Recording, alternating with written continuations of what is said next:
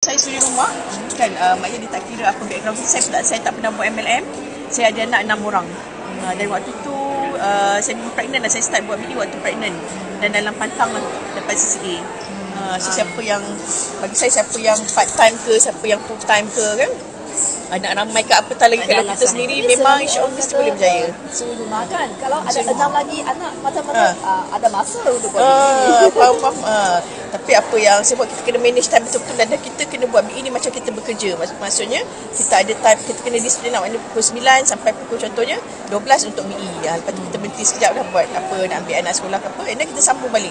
So dia kena ada disiplin dan memang kena buat tindakan tu betul-betul lah. Bila kalau macam kita tahu BI ni dalam masa 1 hingga 3 tahun tu memang kita kena fokus buat sebelum kita jumpa kita punya titik letupan.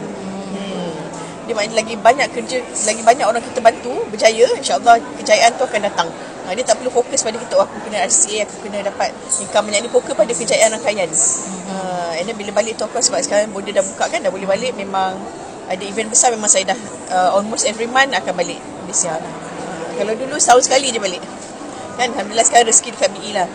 So kamu dapat kan? Yes, income dapat. Bagi saya BI ni dia bukan semata-mata duit lah kita kejar, tapi sebab value kan, kita boleh bagi kehidupan pada orang. Macam saya ada kawan-kawan yang dulu anxiety, yang pernah rasa nak bunuh diri kan, kawan-kawan yang mungkin kerja dekat bandar, anak ramai tapi tak cukup pendapatan kan, ibu tunggal kan, ada asnaf zakat. So kita dapat bantu dia dapat kehidupan yang lebih baik kan, itu besar makna dia.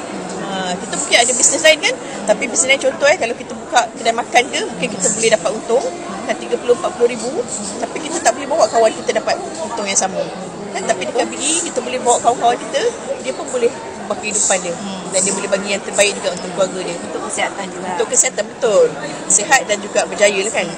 So kita nak kan, kena cuba dekat BI kan. Sebab kalau kita tak cuba, kita tak tahu rupanya kita punya potensi tu ada dekat BI. Mesti cuba dulu, dan dia risiko dia rendah kan. Dia tak perlu nak buat loan, tak perlu nak simpan barang, tak perlu nak simpan stok kan, tak perlu jadi orang pandai pun kan. Belajar daripada bawah, belajar sungguh-sungguh, ikut sistem, insya-Allah mesti boleh berjaya.